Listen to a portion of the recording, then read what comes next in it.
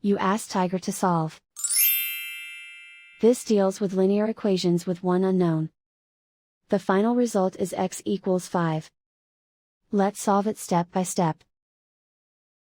Group all x terms on the left side of the equation. Subtract 2x from both sides. Group like terms.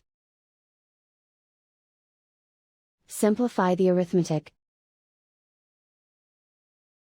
Group like terms.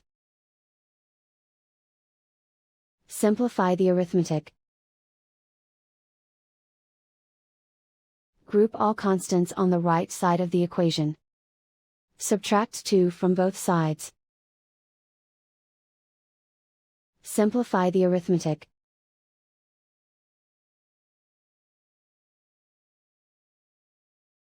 And so the final result is x equals 5.